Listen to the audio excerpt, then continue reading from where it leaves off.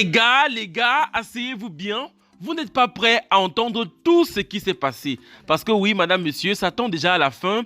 Et là, c'est la cata totale, je vous assure, les amis. Roger a continué à se battre avec le marabout qui était venu pour délivrer Sophie. Parce que rappelez-vous bien, Sophie était toujours détenue chez Roger et il ne voulait pas que Sophie parte. C'est donc comme ça que Roger et le marabout se sont mis à se battre. Mais je vous dis, une descente aux enfers qui ne dit pas son nom pour Roger.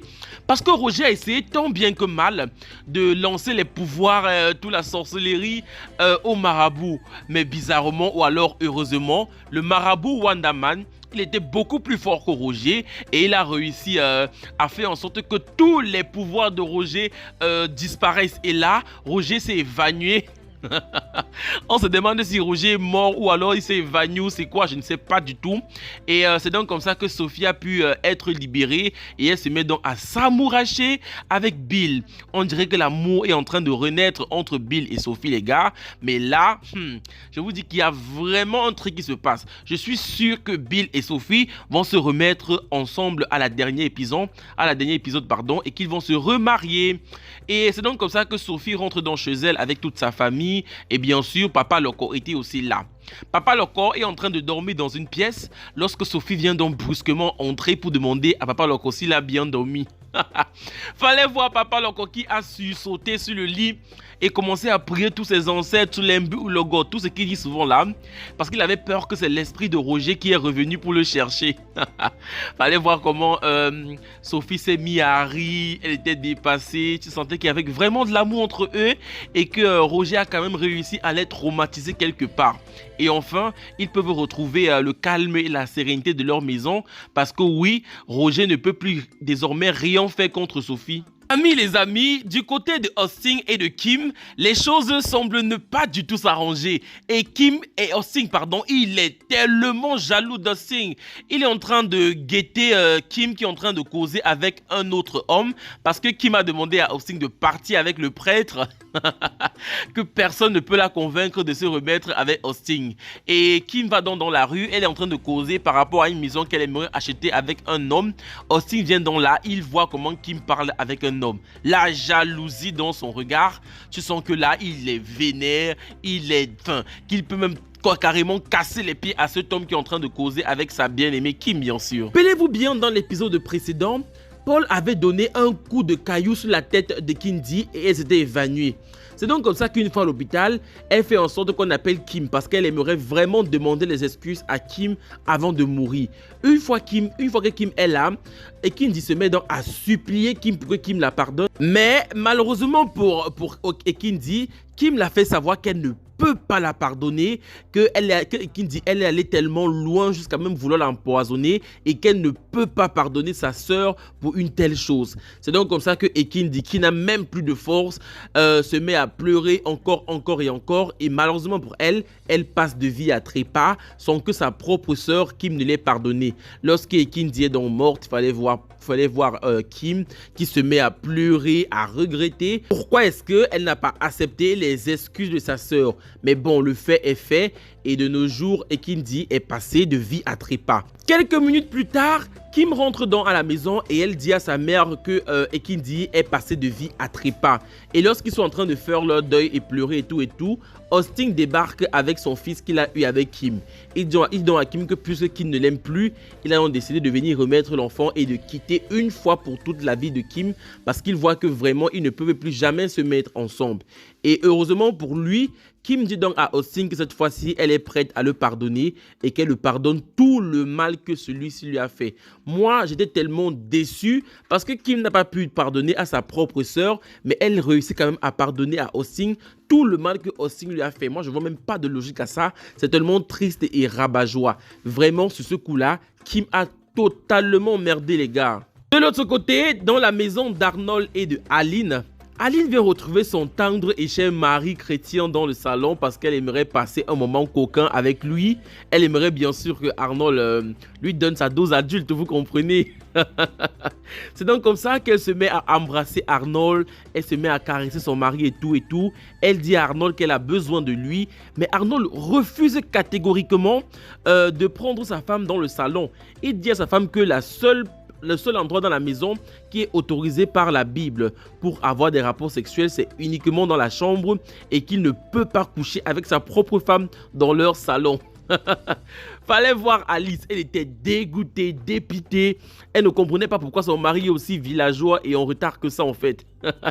Moi, ça me faisait tellement rire parce que Arnold, il ne rigole pas, hein. Il est dur avec les propos de la Bible. Les gars, vous vous rappelez sûrement que Piollet était complètement entré dans le coma lorsqu'il a appris la mort de Miranda. Et que c'est Passy qui était à son chevet pour voir s'il il va bien et tout. Lorsque Piollet se réveille du coma, il trouve Passy, la mère de ses enfants, à son côté. Et là, il était quand même surpris parce qu'après tout le mal qu'il a fait à Passy, celle-ci continue à l'aimer. Parce que moi, je suis sûr que Passy, elle aime toujours Piollet et que tôt ou tard, ils vont se remettre ensemble et se marier. Passy est allé jusqu'à dormir même au chevet de Piollet, à même le sol. Mais qu'est-ce qu'on ne peut pas faire par amour, les gars? Imaginez-vous une femme qui se sépare avec le père de ses enfants et qui continue quand même à prendre soin de lui, dormir à ses chevets, jusqu'à dormir même à même le sol, s'occuper de Piollet et tout. Mais là, je pense que Piollet doit être reconnaissant et redemander Passy en mariage. Et là, vraiment, Piollet, il a changé. Il a maintenant très bien traité Passy parce que là, je suis sûr, ils vont se mettre ensemble exactement comme Sophie et Bill. Toujours dans la maison de Arnold et de Alice, les choses semblent ne pas très bien aller parce que cette nuit-là, ils n'ont pas couché ensemble et Alice n'est pas très fière de son mari. C'est donc comme ça que Agathe, la maman de Arnold, arrive pour dire à son fils et à sa femme que très bientôt, elle va épouser son fiancé parce qu'ils vont se marier dans une semaine. Tout le monde est heureux, c'est la joie totale dans la maison jusqu'au moment où le pasteur nuisible arrive. Mais ce pasteur, je me demande, mais qu'est-ce qu'il a? Quand il arrive, il dit à Agathe, mais pourquoi est-ce que tu es mal habillée et qu'est-ce que tu fais avec une perruque sur ta tête? Il veut carrément arracher la perruque de Alice lorsque le fiancé de Alice se lève pour défendre sa femme. Il est même sur le point de carrément frapper le pasteur. Mais il a quand même eu le sang-froid et il n'a pas osé frapper le pasteur. Il a préféré tout simplement partir de la maison avec sa femme. Et moi, je suis très fier pour Agathe parce qu'elle a trouvé un homme qui sait la défendre contre ce pasteur qui veut complètement détruire la vie de Agathe et de son fils Arnold. Les gars, on a finalement su que le petit copain avec lequel Miranda est sortie lorsqu'elle était chez Passy est un trafiquant d'organes. Et cette fois-ci là, je suis sûr qu'il va passer à la prison, mais d'une façon qui ne rigole pas. Parce que lui et son complice, ils ne s'entendent même pas. Fallait les voir en train de se chamailler devant les commissaires, en train de se trahir. Mais à quel moment est-ce que les bandits ne se font même pas confiance entre eux? Jusqu'au point de se trahir et de se livrer comme ça. Mais c'est tellement irréaliste, les gars. Mais là, je suis quand même fier parce que je pense que Miranda sera vengée et que ceux qui l'ont tué vont tout simplement aller en prison. De l'autre côté, dans la maison de Piollet, on a déjà malheureusement enterré Miranda et Piollet n'était pas au deuil. La mère de Piollet rentre dedans et fait le compte rendu à Piollet. Elle dit qu'au village, les gens voulaient carrément la lapider parce qu'on considère que c'est elle et son fils Piollet qui ont tué Miranda. Et au même moment, la maman de Miranda, qui s'appelle Caresse Fosso dans la vraie vie, arrive dedans et dit à Piollet que c'est lui qui a tué sa fille et que s'il veut prouver le contraire, il faudrait qu'il vienne au village pour boire le kaji sur la tombe de Miranda. Mais le kaji, c'est un peu un truc que tu bois et si c'est lui qui a tué Miranda, il va tout simplement mourir comme Miranda. C'est une tradition ancestrale en Afrique, au Cameroun plus particulièrement. Et là, je pense que rien ne doit arriver à Piollet parce que ce n'est pas lui du tout qui a tué Miranda. Donc je pense qu'il faudrait qu'il aille faire cette tradition pour montrer à tout le monde que lui et sa mère ne sont pour rien sur la mort de Miranda. Et dans la maison de Sophie, la joie est revenue sur les lèvres de tout le monde. Après l'épisode de Roger, les enfants sont finalement rentrés dans la maison de leur mère, accompagnés de leur père Bill, bien sûr. Il fallait voir l'harmonie, le sourire, Brenda, qui était complètement fusionnelle avec sa mère. Tu sentais une complicité mère-fille qui n'existait pas depuis un bon moment à cause de Roger. Il fallait également voir Bill, qui était fier de voir son ancienne femme avec ses enfants, main dans la main, en train de sourire. Là, tu sens vraiment qu'on est en train d'arriver à la fin de cette saison 3 de Madame Monsieur. Et les choses sont en train de s'arranger pour certains et se gâter carrément pour d'autres. Voilà les amis, c'était tout pour les épisodes 62 et 63 de votre série préférée, Madame Monsieur. N'hésitez surtout pas à me dire ce que vous avez en pensé en commentaire. Abonnez-vous, likez, partagez. On se retrouve très bientôt pour de prochains épisodes. D'ici là, portez-vous bien, bye bye.